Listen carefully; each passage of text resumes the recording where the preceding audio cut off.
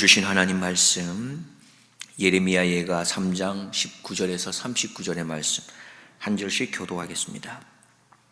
내 고초와 재난 곧 쑥과 담즙을 기억하소서. 내 심령이 그것을 기억하고 낙심이 되오나 중심에 회상한즉 오히려 소망이 있사오면 여호와의 자비와 긍휼이 무궁하심으로 우리가 진멸되지 아니함이니이다. 이것이 아침마다 새로우니 주의 성실이 크도소이다. 내 심령에 이르기를 여호와는 나의 기업이시니 그러므로 내가 저를 바라리라 하도다. 무릇 기다리는 자에게나 구하는 영혼에게 여호와께서 선을 베푸시는도다. 사람이 여호와의 구원을 바라고 잠잠히 기다림이 좋도다. 사람이 젊었을 때에 멍에를 매는 것이 좋으니 혼자 앉아서 잠잠할 것은 주께서 그것을 메우셨음이라. 입을 티끌에 댈지어다. 혹시 소망이 있을지로다. 때리는 자에게 뺨을 향하여 수욕으로 배불릴지어다. 이는 주께서 영원토록 버리지 않으실 것임이며 저가 비록 근심케 하시나 그 풍성한 자비대로 긍휼히 여기실 것임이라. 주께서 인생으로 고생하며 근심하게 하심이 본심이 아니시로다. 세상의 모든 갇힌 자를 발로 밟는 것과 지극히 높으신 자의 얼굴 앞에서 사람의 재판을 굽게 하는 것과 사람의 송사를 억울케 하는 것은 다 주의 기쁘게 보시는 것이 아니로다. 주의 명령이 아니면 누가 능히 말하여 이루게 하랴. 화 복이 지극히 높으신 자의 입으로 나오지 아니하겠느냐. 함께 보겠습니다. 살아있는 사람은 자기 죄로 벌을 받나니 어찌 원망하랴. 아멘.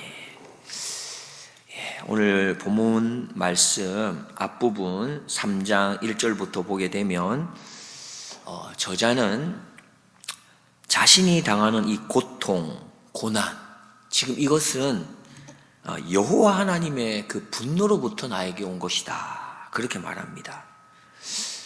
저자는 하나님의 분노의 회초리로 인해서 흑암에 거할 수밖에 없고 내 살은 찢겨지고 쇠하여지고 심지어 내 뼈가 꺾임을 당하는 정도이다 라고 말합니다. 3장 1절부터 4절까지의 말씀을 읽어드리겠습니다. 여호와의 노하신 매로 인해서 고난당하는 자는 네로다. 나를 이끌어 흑암에 행하고 광명에 행치 않게 하셨으며 종일토록 손을 돌이켜 자주자주 나를 치시도다. 나의 살과 가죽을 쇠하게 하시며 나의 뼈를 꺾으셨고 하나님이 나에게 이렇게 하신 것입니다 라고 토로하고 있는 것입니다. 그러면서 계속해서 저자가 말하는데요, 그렇게 죽을 것 같은 고통 가운데서 여호와께 그가 외쳤다는 것입니다. 도움을 구했다는 것입니다. 하나님께 기도했다는 것이죠. 그런데 하나님은 오히려 사자나 곰 같은 맹수처럼 공격하며 내 몸을 찢으셨다라고 또 고백합니다. 3장 8절 이하 11절 말씀을 보면 내가 부르짖어 도움을 구하나 내 기도를 물리치시며 다듬은 돌을 쌓아 내 길을 막으사 내 첩경을 굽게 하셨도다. 저는 내게 대하여 엎드려 기다리는 곰과 은밀한 곳의 사자 같으사 나의 길로 치우치게 하시며 내 몸을 찢으시며 나로 적막하게 하셨도다.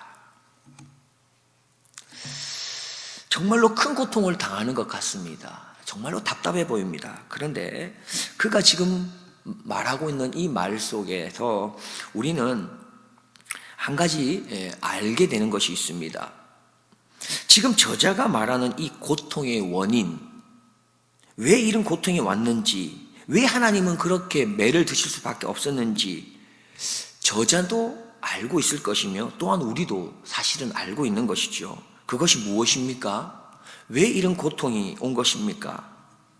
그것은 바로 하나님의 말씀을 죽어라고 듣기 싫어하며 읽기 싫어하고 순종하기 싫어하며 거역했었던 바로 유다에게 임한 하나님의 징계라고 하는 이 사실을 그도 알고 우리도 알고 있는 것입니다. 저자는 하나님을 이스라엘의 목자가 아니라 오히려 이스라엘을 공격하는 맹수나 원수로 보고 있는 것 같습니다. 이는 바로 하나님을 고집스럽게 거역했던 그 유다가 경험하고 있는 하나님의 모습인 것입니다. 아무튼 그렇게 자신이 당하는 이 고통에 대해서 그는 하나님의 분노 때문이라 말하면서 다소 절망스러운 모습을 보이고 있고 하나님을 향해서 좀 섭섭해하는 것 같아 보이고요. 하나님이 우리가 분명히 죄를 짓긴 했지만 좀 과하다고 하는 느낌을 전하고 싶어 보이는 것 같습니다. 그런 가운데 오늘 본문으로 이어져 넘어오고 있는데요. 저자는 또 다른 모습을 우리에게 보여주고 있습니다. 다시금 하나님께 간절하게 기도하면서 깊은 절망으로부터 벗어나고자 안간힘을 쓰는 모습을 또한 오늘 볼 수 있습니다.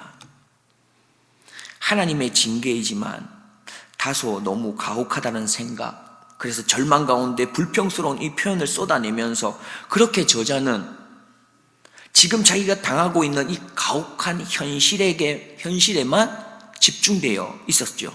그런데 이제는 눈을 돌립니다.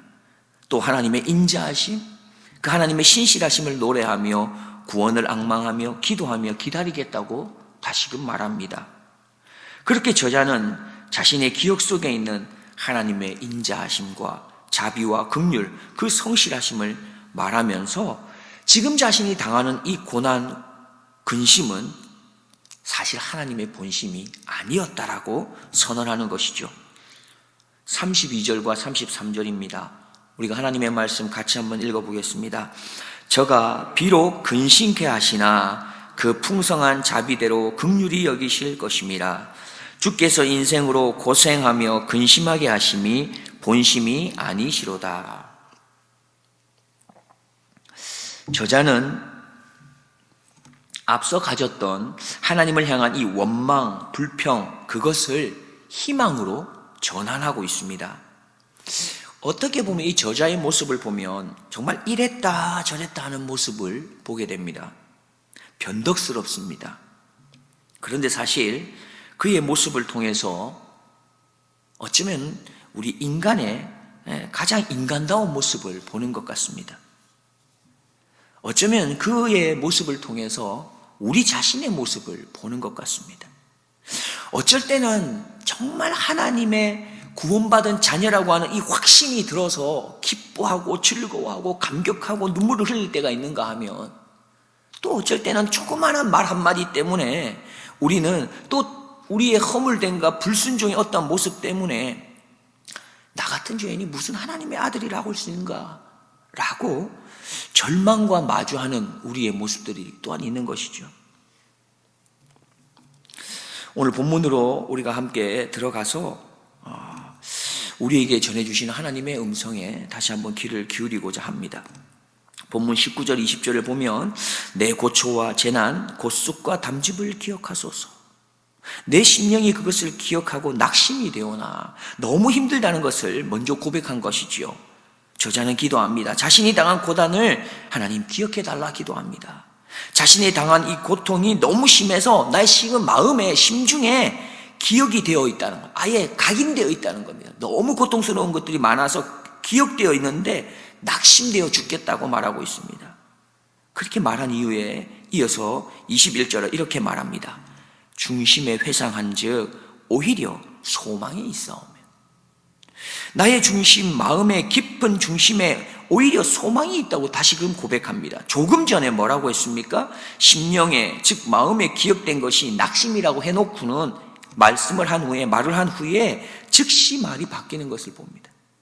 마음의 중심에 회상하여 떠오르는 것이 오히려 소망입니다 라고 고백하죠.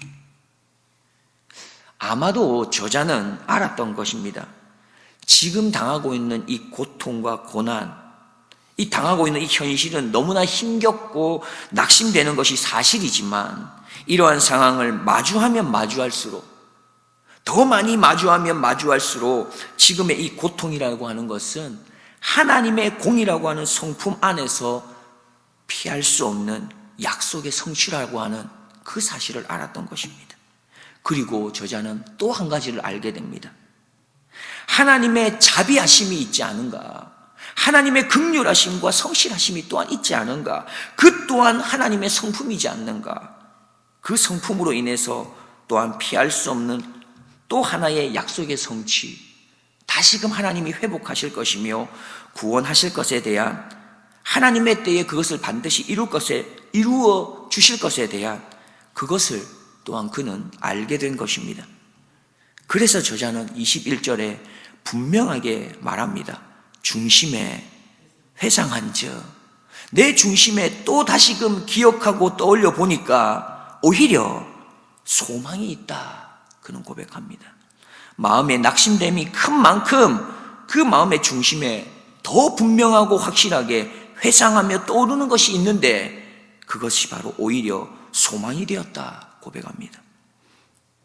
그러면서 저자는 자신이 하나님을 향해 가진 이 소망이 무엇인지 이어서 이야기하지요. 22절 23절입니다. 여호와의 자비와 긍휼이 무궁하심으로 우리가 진멸되지 아니함이니이다. 이것이 아침마다 새로우니 주의 성실이 크도소이다 말합니다. 지금의 고통이 너무 낙심케 하는 것은 사실이지만 그 낙심은 잠시임을 그는 깨닫습니다. 지금의 낙심케 함이 자신을 완전히 진멸케 하지는 못할 것이라고 말합니다. 왜냐하면 여호와의 자비와 긍휼이 무궁하시기 때문이라고 저자는 선언합니다. 또한 이러한 주님의 자비와 긍휼하심이 아침마다 나를 새롭게 할 것이라고 또한 선언합니다. 그렇게 주님의 일하심이 그 주님의 자비와 긍휼로 자신을 아침마다 새롭게 하시는 그 일하심이 성실하심이라고 선포합니다. 그리고 결론적으로 이렇게 선언하지요. 우리가 아까 전에 읽었습니다만 다시 읽어보겠습니다. 32절 33절입니다. 저가 비록 근심케 하시나 그 풍성한 자비대로 긍휼히 여기실 것임이라. 주께서 인생으로 고생하며 근심하게 하심이 본심이 아니시로다. 저자는 자신의 중심에서 떠올랐던 생각이 있었습니다. 그것은 확신에 찬 생각이었으며 그것은 소망에 관한 생각이었습니다. 저자는 중심에서 그의 마음의 중심 깊은 곳에서 회상했습니다. 약속을 성취하시는 여호와 하나님을 생각했습니다.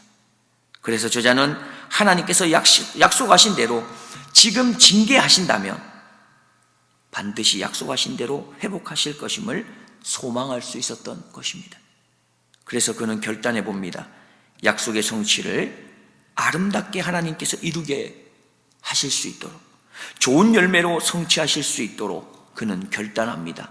24절 이하 26절 말씀입니다. 우리가 함께 보겠습니다. 내 심령에 이르기를 여호와는 나의 기업이시니 그러므로 내가 저를 바라리라 하도다. 무릇 기다리는 자에게나 구하는 영혼에게 여호와께서 선을 베푸시는도다. 사람이 여호와의 구원을 바라고 잠잠히 기다림이 좋도다. 그는 결단했습니다. 여호와만이 나의 기업입니다. 그렇기 때문에 나는 여호와만을 바라겠습니다. 또 결단합니다. 내가 그분을 기다리고 또 그분을 향하여 나의 영혼을 구원해 주실 것을 선포하겠다고 고백합니다. 여호와께서 그렇게 선을 베푸실 것임을 선언하는 것이죠.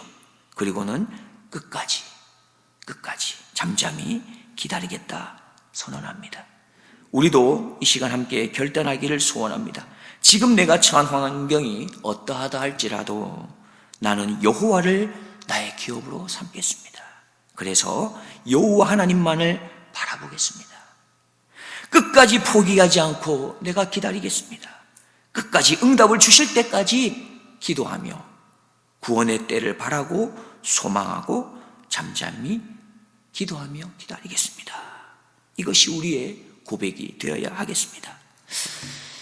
하나님의 말씀입니다. 이사야 41장 9절로 10절 말씀입니다.